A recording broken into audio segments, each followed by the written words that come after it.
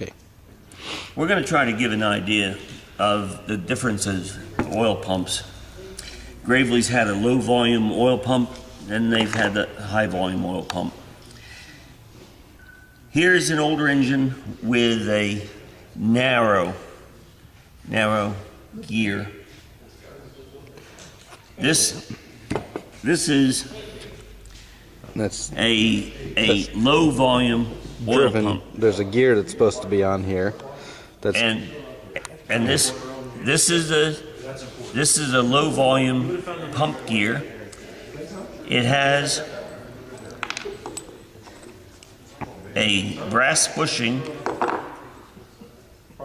that is through the case. The gear goes through, and then a terribly small Woodruff key. A little bit of scale there. There's a Woodruff key inside this gear that catches. Almost imperceivable. Backwards. You can see that it's a tapered shaft too. And things aren't matching, but that's supposed to be now together, and we have a nut on it. This master gear is going to drive a small gear the same size, but it's going to have a hole in it, and it's going to rotate over a pin. This is a high volume, but yeah, this is a high volume master. This is a high volume idler gear that's going to be driven by the master, and yes, it rotates on a pin that's not in here. The pins from the high volume and the low volume are different.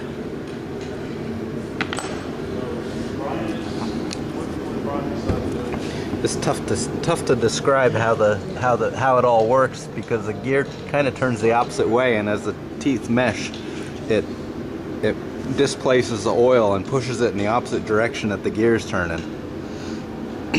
But it's tough to explain it here. So here we've taken a later body. This is the high volume pump. For the and high you can volume tell pump, that there's a hole here where the oil comes out, and on the low volume there's just a hole here. But you have to plug these holes up when you put the high volume on.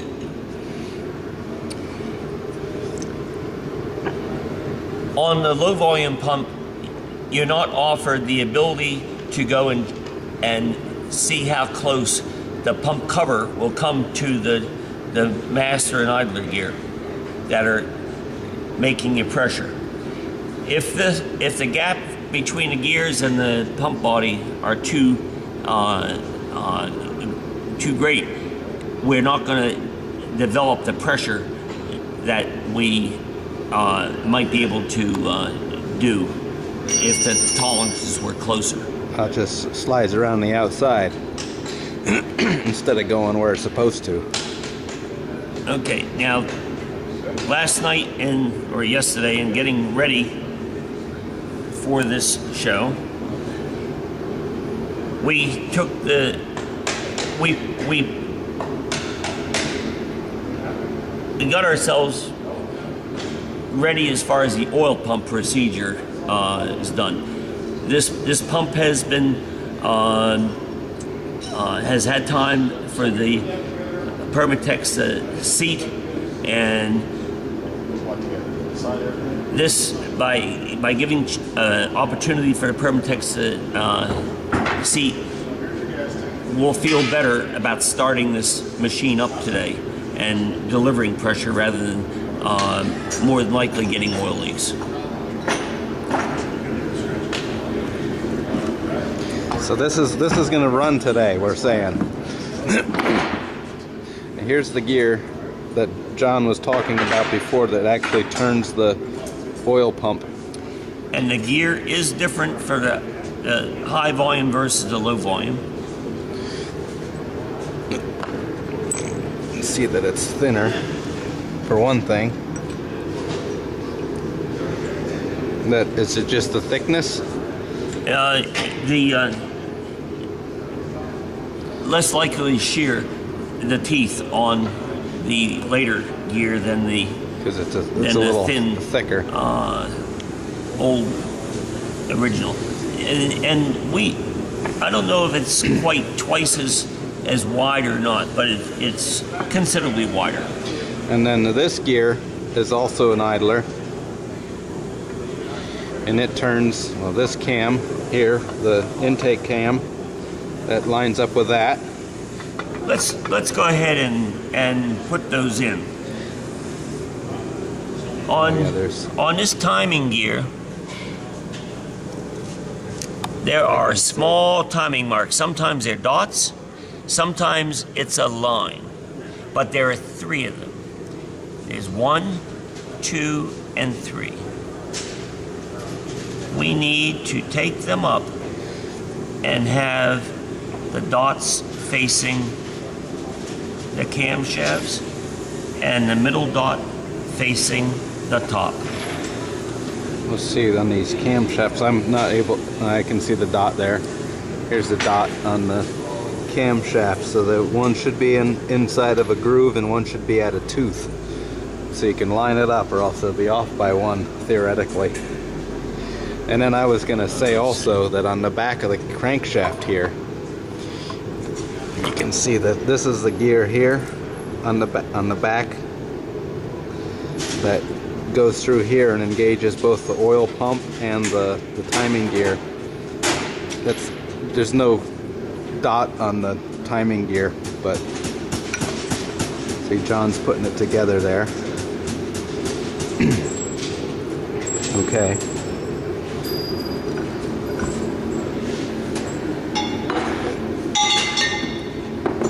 And this is a 5-piece crank.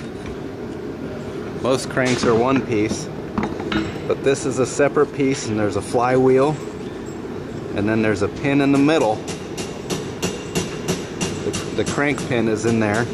Here's the connecting rod, and then there's another flywheel, and then there's another shaft coming out. This is 5 pieces. Well, within the crank pin is something called a spreader bolt. This spreader bolt has about a 45-degree taper. It fits within the crank pin. And then on the other side, we have a spreader bolt washer, and it comes, the spreader bolt comes out and gets a nut. When you go to tighten it, you might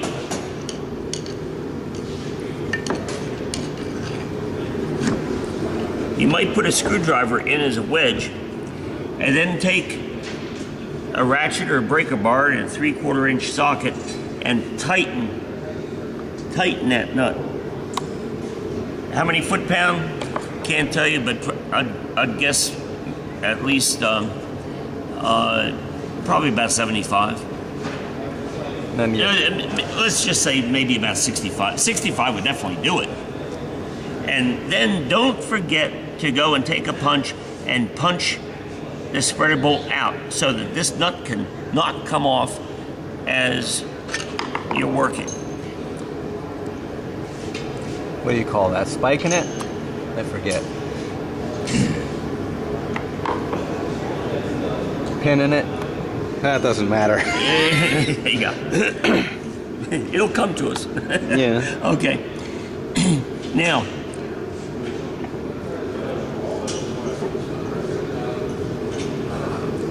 oil comes through the crankcase, through the side of the crankcase, and it's delivered through a channel into this main bearing, and on the inside of the main bearing there's a groove. And if you look inside, I think you'll see that You can see a hole. we have a hole within the shaft. a common mistake that people that do their own work, as they have possibly replaced this shaft from very dirty oil wearing into the metal. Many people forget to install this blocking Allen screw. Went out of focus there. Too close. All right. You got it? Yeah. Okay. If that blocking Allen screw is not in there, we're not going to develop pressure to back up and come to the main connecting rod.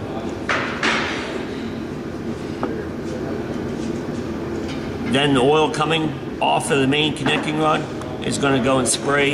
It's going to get up and lubricate your cams and your cylinder walls.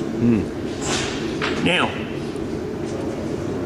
people with electric start, in many cases, they fail to disengage the high and the low. And the attachment's in gear, and they push the starter button. What that does, as they push the starter button, they are asking this shaft to turn. The starter is turning this shaft, which goes into this flywheel, and then this flywheel is a split system with a crank pin. I'm going to take the time to go and get an item. Here we have a failed unit. Oil had come through the bearing, had come through the shaft, up through this flywheel, Through that hole. then came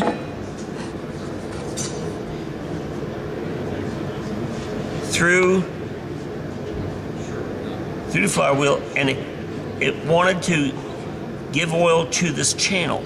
This channel that is filled up with all kinds of old undesirable solids.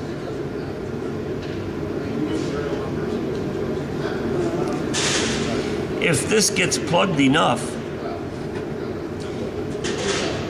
we're going to go and have oil fail to be available to come out of our crank pin and lubricate the bearing that was in this connecting rod that fell out.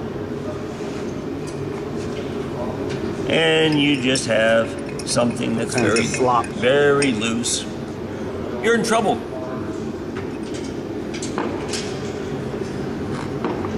Early connecting rods did not have holes that permitted.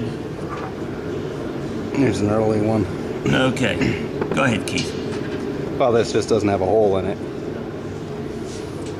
And there was an earlier design.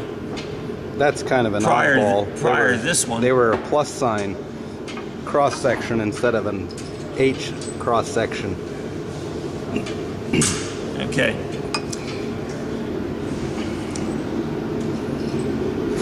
This is a timing pinion shaft. It doesn't get any oil through it. So we must make sure that when we install this crank pin, that this groove is going to be on the side of the brass bearing. Okay. Otherwise, there's no way that oil will get to the connecting rod. Okay, now, I started to say that people with electric start may fail to go and put their machines in neutral. And I said that our starter is exerting pressure through here. This has a large nut on the inside of the flywheel.